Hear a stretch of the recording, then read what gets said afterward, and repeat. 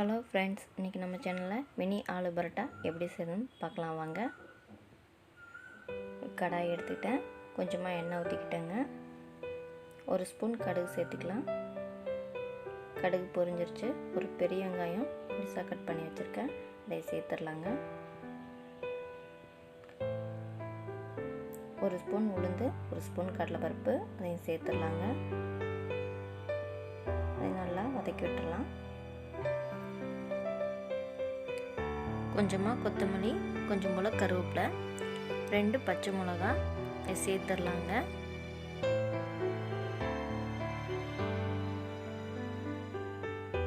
சேர்த்துட்டு நல்லா வதக்கி விட்டுடலாங்க. ஒரு ஸ்பூன் மல்லித்தூள், ஒரு ஸ்பூன் கரம் மசாலா, ஒரு ஸ்பூன் பிரியாணி தூள், தேவையான அளவு மிளகாத்தூள், கொஞ்சம் போல் உப்பு சேர்த்து நல்லா கலந்து விட்டுடலாங்க. 2 உருளைக்கிழங்கு வேக வச்சு மஸ்ட் எடுத்து வச்சுருக்கேன், அதையும் சேர்த்துடலாங்க. சேர்த்துட்டு நல்லா கலந்து விட்டுடலாம். நல்லா வேகட்டுங்க. நல்லா குக் ஆகிடுச்சு. இதை எடுத்து வச்சிடலாங்க. நல்லா ஆறட்டுங்க.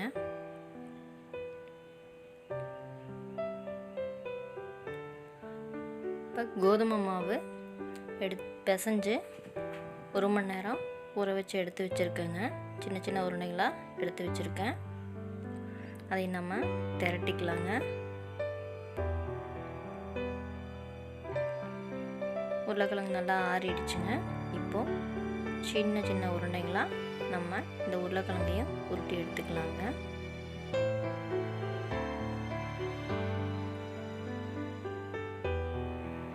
உருட்டி எடுத்தாச்சுங்க.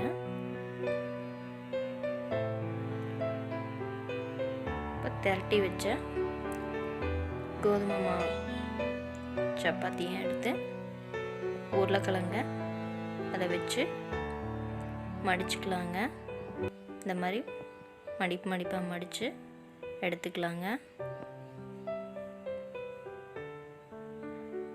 அமுத்தி க்ளோஸ் பண்ணிடலாங்க. அதிகமாக இருக்க மாவை எடுத்துடலாங்க.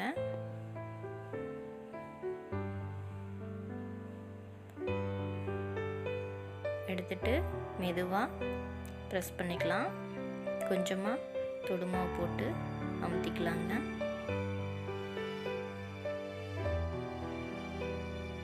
ஒன்று போல் கொஞ்சம் கொஞ்சமாக அப்படியே அமுத்திக்கலாம். கட்டையை வச்சு அமுத்துறதா இருந்தாலும் அமுத்திக்கலாங்க. நல்லா ப்ரெஸ் பண்ணி விட்டுட்டு உருளைக்கிழங்கு வெளியே வராமல் நல்லா அமுத்தி விட்டுக்கணுங்க. கல் சூடாயிருச்சுங்க. இப்போ திரட்டி வச்ச பரோட்டாவை போட்டுடலாம். கொஞ்சமாக ஆயில் சேர்த்துக்கிறேன்.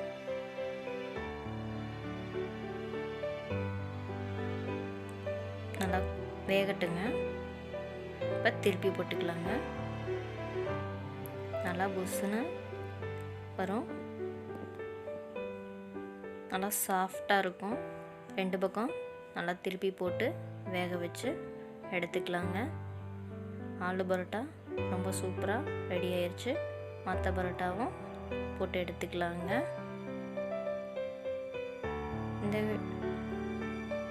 இந்த வீடியோ உங்களுக்கு பிடிச்சிருந்தா லைக் பண்ணுங்கள், ஷேர் பண்ணுங்கள், கமெண்ட் பண்ணுங்கள்.